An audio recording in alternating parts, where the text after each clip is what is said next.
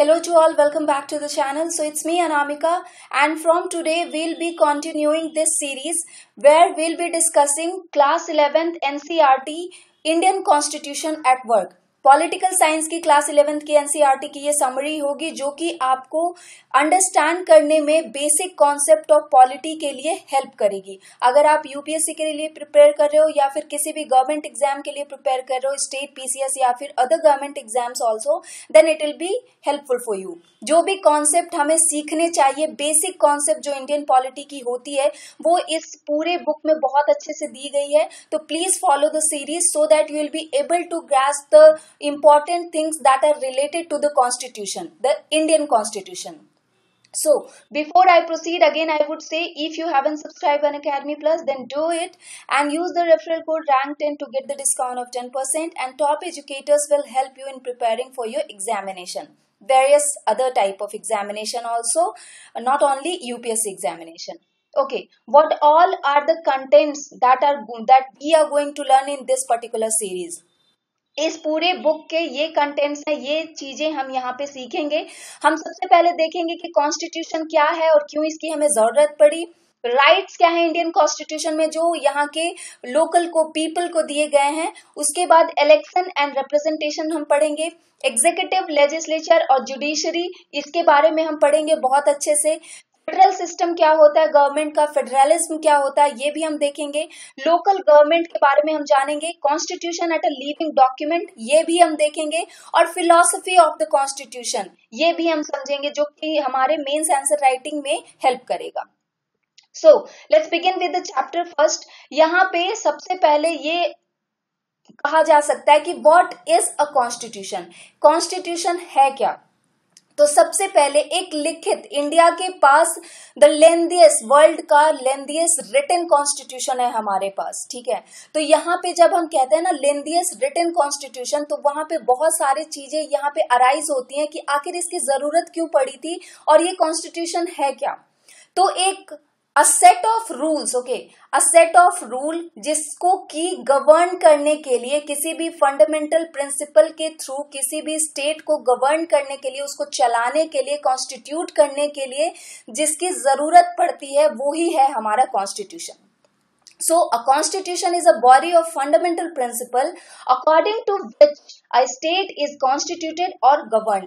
आप एक हॉस्टल में भी रहते हो, ये स्कूल में भी रहते हो, कॉलेज में भी रहते हो, वहां पे भी सर्टेन रूल्स बने होते हैं जिसके हिसाब से आपको चलना होता है ताकि बेहतर ढंग से वहां पे एजुकेशन आपको मिल सके और आपको सुख सुविधाएं मिल सके, राइट। उसी तरीके से एक स्टेट को चलाने के लिए ये कॉन्स्टिट्यूशन लिखा जाता है, बनाया जाता है ताकि एक स्टेट को अच्छे ढंग से चलाया जाए। नेक्स्ट इज कि आखिर कौन डिसाइड करता है कि ये कौन से रूल्स हैं जो सोसाइटी के लिए अच्छे होंगे, कैसे, क्यों ये डिसाइड होता है। तो आपको पता है कि India is a diverse country. Her 12 kilometre पे यहाँ पे आप जाओगे तो लैंग्वेज चेंज हो जाएगा, रिलीजन चेंज हो जाएगा, रीजन चेंज हो जाएगा, क्लाइमेट चेंज हो जाएगा, सब कुछ। तो यहाँ पे जब ये डिफरेंट कास्ट यहाँ रहते हैं, रिलीजन यहाँ रहते हैं, डिफरेंट टाइप के लोग रहते हैं, रिच, पुअर, कुछ लोग को ये है कि प्रॉपर्टी, अगर पूछा जाए कि कुछ लोग कहेंगे कि किसे प्रॉपर्टी रखना चाहिए, how much property should one be allowed to own. और दूसरा ये कहा जाता है कि क्या हर बच्चे को स्कूल जाना चाहिए या माँ बाप डिसाइड करेंगे कि स्कूल जाना है बच्चे को या नहीं जाना है। सेफ्टी या सिक्योरिटी कौन डिसाइड करेगा। बहुत सारे ऐसे क्वेश्चंस हैं जो लोगों के मन में उठते हैं। और एक डाइवर्स कंट्री होने के कारण यहाँ पे एक बहुत ज्यादा जरूरी है कि कोई एक पीसफुल एग्जिस्टेंस के लिए रूल बनाए जाएं, क्योंकि रहना आफ्टर ऑल सबको साथ में है यहाँ पे, चाहे रिच हो, पुअर हो, या फिर आपके रिलीजन अलग हो, या फिर आपका कास्ट अलग हो, राइट। सो एनी ग्रुप जिनको कि एक बेसिक रूल के हिसाब से चलना होता है और उसके बाद कोऑर्डिनेट करती हैं यहाँ पे स्टेट एक दूसरे के साथ ताकि बेहतर ढंग से, एक लीगली इनफोर्सिएबल ढंग से यहाँ पे कॉन्स्टिट्यूशन को चलाया जाए। लीगली एनफोर्सिएबल इसलिए कि अगर आपने उस रूल्स को फॉलो नहीं किया तो आपको उसके लिए पनिशमेंट मिलेगी। आप ये कह सकते हो कि जो पहला फंक्शन होता है कॉन्स्टिट्यूशन का, वो ये होता है कि वो एक प्रोवाइड करे a set of basic rule जो कि अलाउ करेगा minimal coordination amongst the member of the society. Minimal, सबसे कम कोऑर्डिनेशन जो होगी सोसाइटी के मेंबर्स में, उसको ये अलाउ करेगा ताकि यहाँ पे आप ज्यादा दखल अंदाजी ना दो। और यहाँ पे कौन डिसाइड करता है ये चीजें? पार्लियामेंट। पार्लियामेंट यहाँ पे डिसाइड करता है क्या लॉ होगी, क्या पॉलिसी होगी, और उसके बाद वो ऑर्गेनाइज होता है एक पर्टिकुलर मैनर में, जो कि हम डिफरेंट चैप्टर में डिस्कस करेंगे कैसे पार्लियामेंट वर्क करता है। ओके उसके बाद फंक्शंस क्या है कॉन्स्टिट्यूशन के? Why do we need a constitution? जैसे कि मैंने कहा कि हम डाइवर्स कंट्री हैं, तो हमें ज्यादा यहाँ पे जरूरी है, और ये लीगली एनफोर्सिएबल होना चाहिए, ताकि आप अगर आप इस सेट ऑफ रूल्स को मतलब ब्रीच करते हो तो आपको इसके लिए पनिशमेंट मिलेगी। Specification of decision of making powers. अब यहाँ पे क्या होता है कि कौन डिसाइड करेगा कि कौन से रूल्स सही हैं, कौन से रूल्स गलत हैं। मान लिया अगर मैं हूं तो मेरे लिए कुछ सर्टेन चीजें हैं जो सही हैं, लेकिन जरूरी नहीं है कि वो चीजें आपके लिए भी सही हों। हो सकता है तीसरे के लिए भी वो सही हो, चौथे के लिए वो सही नहीं हो। तो इस तरीके से एक डिस्प्यूट होगा। तो इस डिस्प्यूट को रिजॉल्व कैसे करना है? तो डेमोक्रेटिक कॉन्स्टिट्यूशन में क्या होता है कि पीपल, जो लोग हैं, आम जनता, वी द पीपल, उनको डिसीजन लेने का मौका मिलता है, जो कि हम इलेक्शन में वोटिंग करके जब सरकार चुनते हैं तब। बट ये इतना सिंपल नहीं होता। हाउ पीपल विल डिसाइड, ये एक बहुत बड़ा क्वेश्चन होता है। तो ये सारे आंसर्स नहीं दे सकता है आपको। तो एवरीवन, जो भी लोगों के मत के हिसाब से जब सरकार चुनी जाती है, तब हम कहते हैं कि हाँ, this particular thing has been the elected representative has been chosen by the public, the normal people. Okay, so in this Indian constitution आप ये कह सकते हो कि it is specified कि मोस्ट इंस्टेंटेज जो भी पार्लियामेंट है वो डिसीजन लेती है, पॉलिसीज बनाती है, और उसके बाद ऑर्गेनाइज करती है अपने आप को एक पर्टिकुलर मैनर में। अब यहाँ पे एक लिमिटेशन भी यहाँ पे गवर्नमेंट पे रखना जरूरी है, क्योंकि अगर मान लिया आपके कोई लॉज हैं, उसको मतलब प्रैक्टिस करने से आपकी अपनी कोई थिंग है, मान लिया रिलीजन को ही लेके, या फिर किसी भी चीज को, कपड़े पहनने हैं आपको कुछ भी, तो अगर आपको कोई उसमें रोकेगा टोकेगा तो क्या होगा? आपकी प्राइवेसी, ठीक है, प्राइवेसी आपकी ब्रीच होगी। तो इन सब चीजों, this is only an example, okay, to understand. तो यहाँ पे क्या होता है कि सर्टेन जो रूल्स होते हैं वो जो बनाए जाते हैं हमारे लिए, लेकिन उसका गलत फायदा सरकार ना उठाए, इसके लिए सरकार पे लिमिटेशन रखी जाती है। ठीक है, तो ये लिमिटेशन जब रखे जाते हैं तो हम एक कह सकते हैं कि एक अनजस्ट और अनफेयर लॉ की जो थिंग होती है वो हट जाती है। यहाँ पे लॉ जो है हमारे लिए फेयर ढंग से काम करता है, गवर्नमेंट जो है हमारे लिए फेयर ढंग से काम करती है। तो जो थर्ड फंक्शन है ना, वो सबसे ज्यादा ये है कि गवर्नमेंट पे लिमिटेशन रखी जाए, कुछ मतलब उस पर रेस्ट्रिक्शन रखी जाए, ताकि जो सिटीजन्स पे इम्पोज की गई है लिमिट्स, वो उसका फायदा, उसका नाजायज फायदा सरकार ना उठाए। तो these limits are fundamental in the sense that government may never trespass them. Government उसको कभी भी मतलब लांघने की कोशिश नहीं करेगी। ठीक है, तो ये इसके लिए हमारे कॉन्स्टिट्यूशन में हमें क्या हक दिया गया है? फंडामेंटल राइट्स का। इसीलिए हमें फंडामेंटल राइट्स दिए गए हैं, जिसका कि वायलेशन सरकार नहीं कर सकती है। कॉन्स्टिट्यूशन में वो लिखित है कि हमें ये फंडामेंटल राइट्स जो है कॉन्स्टिट्यूशन ने दिया है।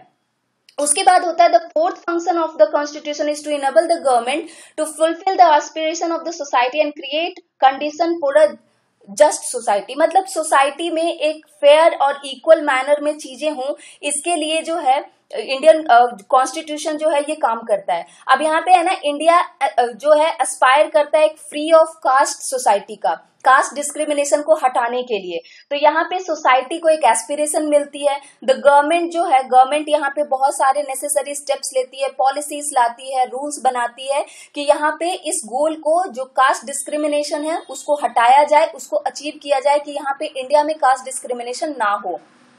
साउथ अफ्रीका में आपको पता है कास्ट बेसिस पे बहुत ज्यादा ये चीजें होती थी। एक डीप हिस्ट्री है वहां पे रैशियल डिस्क्रिमिनेशन की। तो वहां की गवर्नमेंट ने एक ऐसा कॉन्स्टिट्यूशन लाया जिसने खत्म किया उस रैशियल डिस्क्रिमिनेशन को। और आपको पता है हमारे जो राष्ट्रपिता है महात्मा गांधी ने भी उसमें बहुत बड़ा योगदान दिया था, जिसे हम आगे चल के डिस्कस करेंगे भी। हमारी जो गवर्नमेंट है वो पॉजिटिव वेलफेयर मेजर्स लेती है, पॉजिटिव स्टेप्स लेती है वेलफेयर मेजर्स के लिए, जो कि कभी कभी लीगली एनफोर्सेबल होती है लोगों पे। इस तरीके से आप देखोगे जो फोर्थ फंक्शन है कॉन्स्टिट्यूशन का, वो ये कहता है कि यहाँ पे एक फेयर और इक्वल मैनर वाली सोसाइटी के लिए कॉन्स्टिट्यूशन जो है हमारा वर्क करता है। उसके बाद है जो नेक्स्ट थिंग है कि fundamental identity of a people. अब यहाँ पे fundamental identity of the people का मतलब ये है कि सर्टेन बेसिक नॉर्म और प्रिंसिपल जो हैं वो कॉन्स्टिट्यूट करने हैं ताकि एक पॉलिटिकल आइडेंटिटी की का जो बेसिक है वो बरकरार रहे। उसके बाद मोरल आइडेंटिटी भी जरूरी है, पॉलिटिकल एंड मोरल वैल्यूज भी जरूरी हैं ताकि कॉन्स्टिट्यूशन का ट्रेडिशन जो है वो लोगों में बढ़िया ढंग से फैलता रहे, पॉजिटिव मैनर में फैलता रहे। ठीक है, उसके बाद आप ये कहोगे कि द मोस्ट सक्सेसफुल कॉन्स्टिट्यूशन जो कि इंडिया के पास है, साउथ अफ्रीका के पास है, यूनाइटेड स्टेट के पास है, तो ये कैसे बने थे? नेशनल मूवमेंट के बाद बने थे। आपको पता है कि हमारी कंट्री ने बहुत ज्यादा सैक्रिफाइस किया, लोगों ने बहुत ज्यादा अपने दम पे लोगों ने आजादी पाई है, जिसमें वो जो लोग थे उनको हम आज भी याद करते हैं जिन्होंने हमारे फ्रीडम के लिए फाइट करा था, फ्रीडम फाइटर्स जो थे इंडिया के। बैलेंस्ड इंस्टीट्यूशनल डिजाइन के लिए जो इंडियन कॉन्स्टिट्यूशन है वो डिफरेंट जो इंस्टीट्यूशन है इंडिया के, जैसे कि लेजिस्लेचर, एग्जीक्यूटिव और जुडिशरी, इनको एक मैनर में, एक थिंग्स में सर्टेन रूल्स के साथ बनाती है ताकि जो है यहाँ पे एक काम जो है कॉन्स्टिट्यूशन का वो सही ढंग से चलता रहे। अब आप ये कहोगे कि एक सक्सेसफुल रिटन कॉन्स्टिट्यूशन हमारा कैसे है? सबसे पहले Indian constitution preserves the free and equality of all of its members. तो इंडियन कॉन्स्टिट्यूशन जो है फ्री एंड लीगल मैनर में काम करता है लोगों के लिए।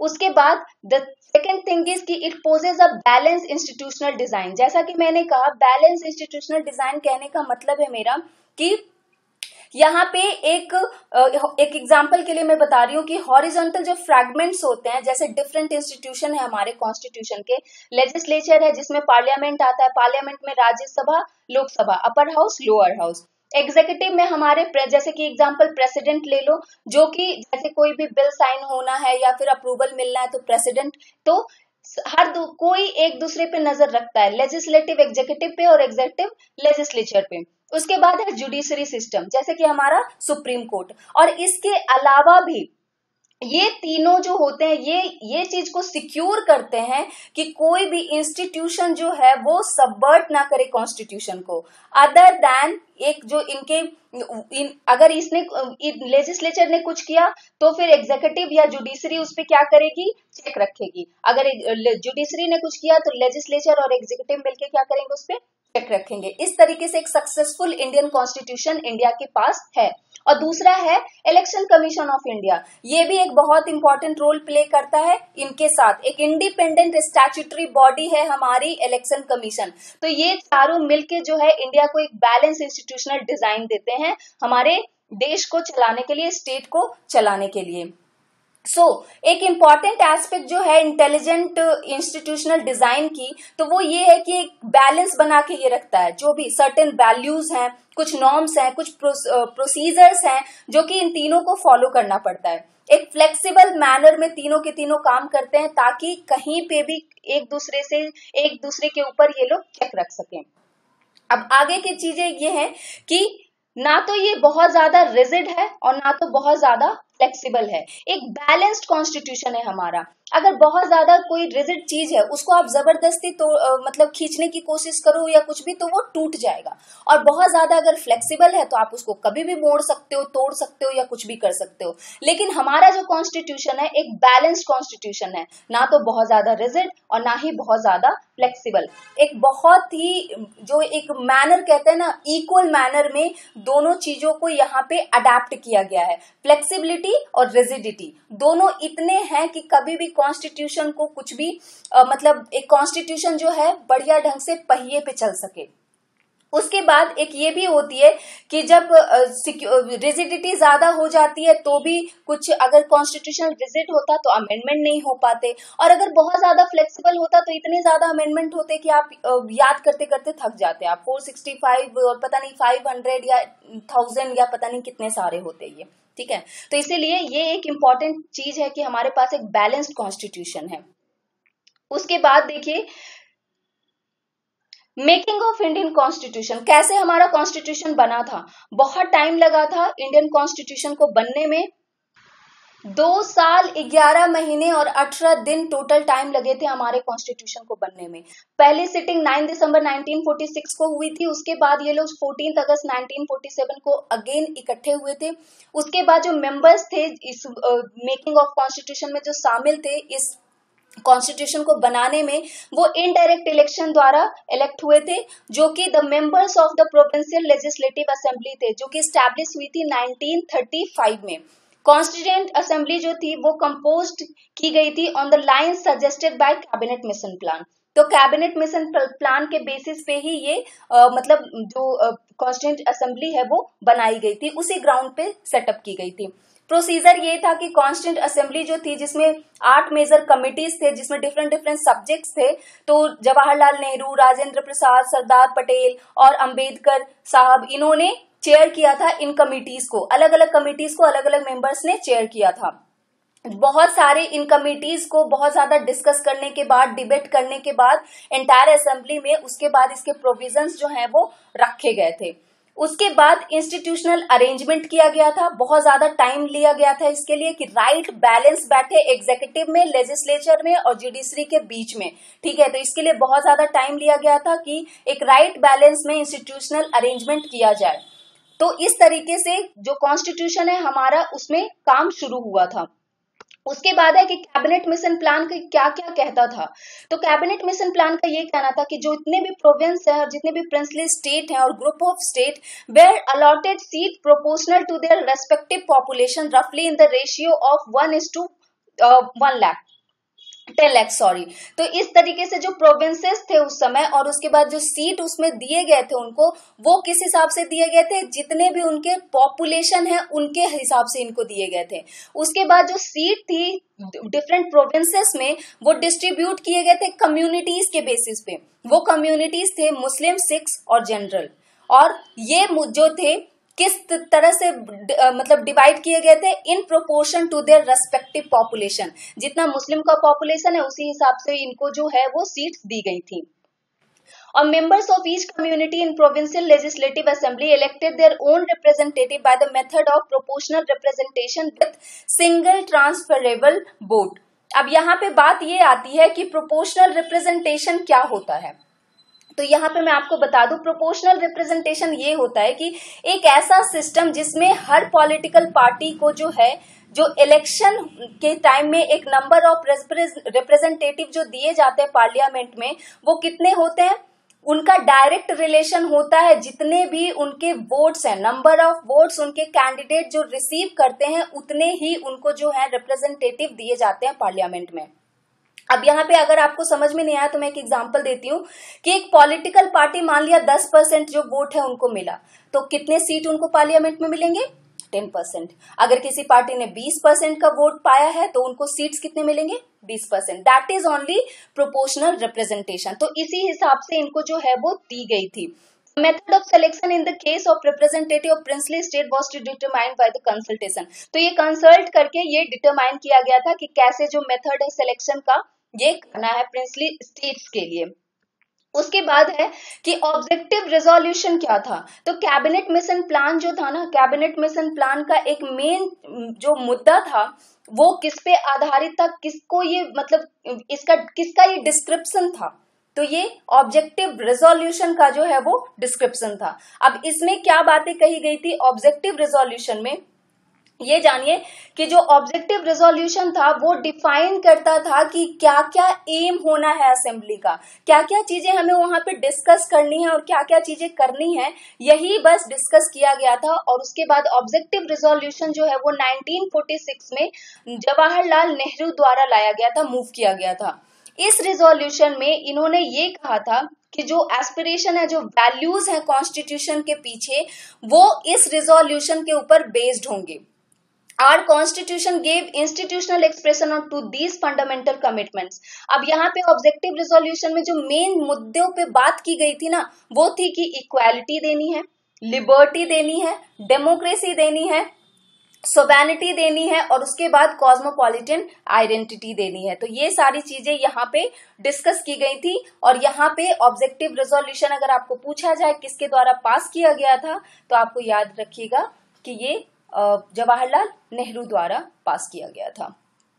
उसके बाद देखिए मेजर पॉइंट्स क्या थे ऑब्जेक्टिव रेजोल्यूशन के, क्या क्या ये ऑब्जेक्टिव रेजोल्यूशन में जवाहरलाल नेहरू ने इसके बारे में बात करी थी। सबसे पहले कि इंडिया को एक सॉवरेन रिपब्लिक इंडिपेंडेंट स्टेट घोषित करना है। उसके बाद एक यूनियन ऑफ स्टेट होगा, India shall be a union of erstwhile British Indian territory और Indian state and other parties outside British India and Indian state are willing to be part of the union. अगर कोई India में शामिल होना चाहते हैं तो हो सकते हैं।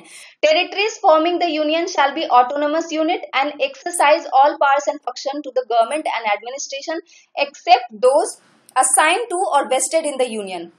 मतलब मैं ऑब्जेक्टिव रेजोल्यूशन की अगर बात करूं तो जैसा कि मैंने बताया इन्होंने इक्वालिटी, फ्रैटर्निटी और ये सब चीजों पे ज्यादा जोर दिया था। द माइनॉरिटीज के लिए, बैकवर्ड और ट्राइबल एरियाज और डिप्रेस्ड क्लासेस के लिए इन्होंने कहा था कि एडिक्वेट सेफगार्ड्स होने चाहिए, एक प्रचुर मात्रा में जितना होना चाहिए सेफगार्ड्स उनको मिलने चाहिए वो यहाँ पे दिए जाएंगे। टेरिटोरियल इंटीग्रिटी की इन्होंने बात करी, सोवेनिटी की इन्होंने बात करी। उसके बाद the land would make full and willing contribution to promotion of world peace and welfare of mankind। तो यहाँ पे आप इससे मतलब अंदाजा लगा सकते हो कि आखिर ये ऑब्जेक्टिव रेजोल्यूशन का मेन एम क्या था। सो मेन वैल्यूज को कॉन्स्टिट्यूशन मेकिंग में रखने के लिए उसकी उसी वैल्यूज पे कॉन्स्टिट्यूशन बनाया जाए, इसीलिए ऑब्जेक्टिव रेजोल्यूशन उन्होंने पास किया था। अगर आपको पूछा जाए कि इसमें एक्सप्रेशन सबसे ज्यादा किस चीजों पे थे तो फंडामेंटल कमिटमेंट जो इस ऑब्जेक्टिव रेजोल्यूशन का था वो इक्वालिटी के लिए था, सोवेनिटी के लिए था और लिबर्टी के लिए था, वेलफेयर ऑफ मैनकाइंड के लिए था। उसके बाद आप देखिए इंस्टीट्यूशनल अरेंजमेंट है हमारे पास। इंडियन कॉन्स्टिट्यूशन का एक ये भी एक अच्छा पहलू है कि इंस्टीट्यूशनल अरेंजमेंट है। Basic principle, government must be democratic and committed to the welfare of the people. Exactly जो भी है वी द पीपल, हम कहते हैं ना वी द पीपल, तो यहाँ पे पार्लियामेंट्री फॉर्म ऑफ गवर्नमेंट और फेडरल अरेंजमेंट है। तो अब आपको ये पूछा जाए अगर कि फेडरल फॉर्म ऑफ गवर्नमेंट क्या होता है, तो आपको मैं बता दूं कि जो हमारी जो कंट्री है that is not a true federation. यहाँ पे ये फेडरल गवर्नमेंट और यूनिटरी गवर्नमेंट का मिक्सअप है। तो यहाँ पे आप ये कह सकते हो कि नॉन फेडरल फीचर इंडिया का है with unitary government because India is regarded as a semi federal state. उसके बाद अगर आपको कहा जाए कि फेडरल सिस्टम ऑफ गवर्नमेंट का एक एग्जांपल, तो फिर आप कह सकते हो यूएसए को, ठीक है, जर्मनी को। तो फेडरलिज्म ऑफ इंडिया अगर आप बात करते हो तो ये डिस्क्राइब करता है कि जो डिस्ट्रीब्यूशन है लीगल अथॉरिटी जो कि किसके किसके बीच में है, नेशनल, स्टेट और लोकल गवर्नमेंट के जो इंडिया के है उसके बीच में। The constitution of India that establishes a federal structure of union government and declares it as a union of state। Union of state, यहाँ पे कोई भी स्टेट अलग नहीं है, वो आंसरेबल है किसको, सेंटर को, ठीक है। तो यहाँ पे स्टेट्स अलग नहीं है, तो इंडिया हमारा जो क्या है वो यूनियन ऑफ स्टेट है। तो आप यहाँ पे आप इतना ध्यान में रखिएगा कि इंडिया जो है डिस्क्राइब किया जाता है यूनियन ऑफ स्टेट में, और ये किस किस चीज को कॉन्स्टिट्यूट करता है, सोवेनिटी को, सिक्युलरिटी को, सोशलिज्म को और डेमोक्रेटिक रिपब्लिक को। तो we are having parliamentary form and the federal arrangement of this. So institutional arrangement India का भी जो है वो ऐसा है जो इसको एक यूनिक फीचर बनाता है इंडियन कॉन्स्टिट्यूशन का। अब एक और चीज आपको अगर पूछी जाए कि क्या क्या जो है कॉन्स्टिट्यूशन ने हमारे बोरो किया है, कहां से बोरो किया है, तो we have borrowed from the best to make it even better. India का जो कॉन्स्टिट्यूशन है वो वर्ल्ड का सबसे ज्यादा लेंथीएस्ट रिटन कॉन्स्टिट्यूशन है। डिफरेंट कंट्रीज से हमने बोरो किया है इसको। तो आप यहाँ पे देख सकते हो ब्रिटिश कॉन्स्टिट्यूशन से हमने बोरो किया है, यूनाइटेड स्टेट से हमने बोरो किया है। तो पार्लियामेंट्री फॉर्म ऑफ गवर्नमेंट जो है वो हमने ब्रिटिश कॉन्स्टिट्यूशन से लिया है। और ये एग्जाम में इसी तरीके से पूछा जाता है कि parliamentary form of government India ने कहाँ से बोरो किया। उसी तरीके से आपको डीपीएसपी के बारे में पूछा जाएगा, directive principle of state policy के बारे में, कि वो कहाँ से बोरो किया गया है, तो वो आयरलैंड से बोरो किया गया है। फ्रेंच कॉन्स्टिट्यूशन से हमने बोरो किया है लिबर्टी, इक्वालिटी और फ्रैटर्निटी के प्रिंसिपल को। कनाडा या कनाडन कॉन्स्टिट्यूशन से हमने जो quasi federal form of government है वो हमने बोरो किया है, जो federalism plus unitary form of government जो है, quasi federal form of government, वो हमने कनाडा से बोरो किया है। यूएसएसआर रसिया से हमने फंडामेंटल ड्यूटीज और 5 ईयर प्लान को बोरो किया है। उसके बाद जो अदर स्टेट है जहां से हमने बोरो किया है, तो ऑस्ट्रेलिया से हमने कॉन्करेंट लिस्ट, प्रियम्बल जो है लैंग्वेज जो उसमें शामिल है वो, और provision regarding trade, commerce and intercourse, ये हमने ऑस्ट्रेलिया से बोरो किया।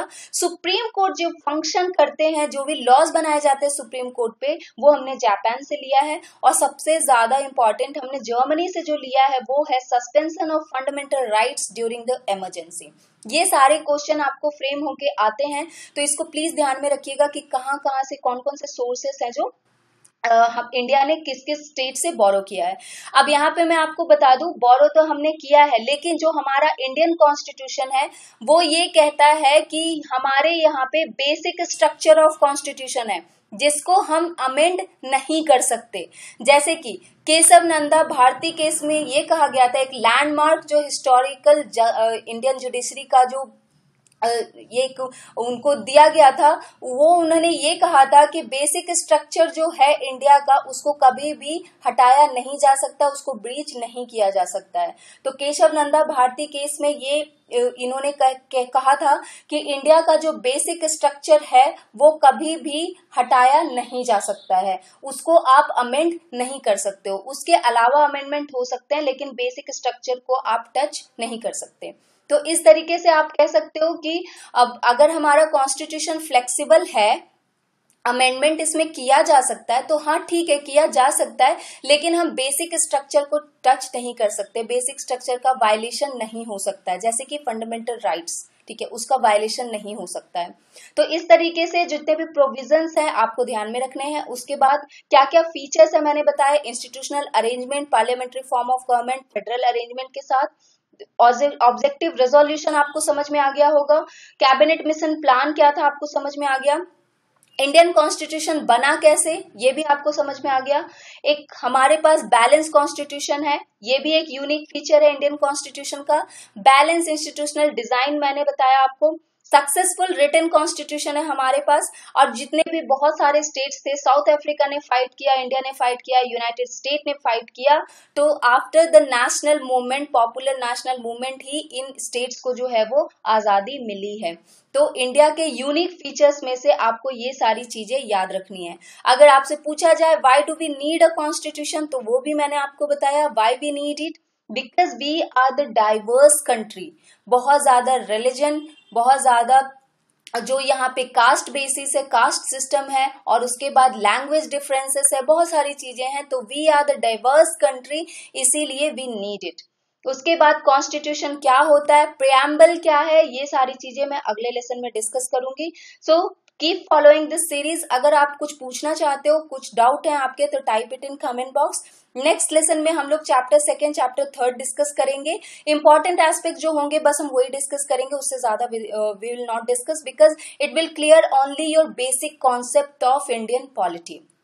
It's me Anamika signing off, and again I would say before going that if you haven't subscribed on Academy Plus then do it, use the referral code rank10। और यहाँ पे जितने भी अगर आपको ये कंफ्यूजन है कि बुक कौन सी चूज करनी है, तो उसका भी एक लेसन मैंने बना रखा है, आप उसको देख लीजिए, यहाँ पे इस प्लेटफॉर्म पे आपको मिल जाएगा। द हिंदू कैसे पढ़ना है, नोट्स कैसे बनाने हैं, और उसके बाद अगर ऑप्शनल चूज करने में आपको दिक्कत आ रही है, ये सारी चीजें यहाँ पे अवेलेबल है इस प्लेटफॉर्म पे, kindly watch it. So take care of you guys and keep reading. Bye bye.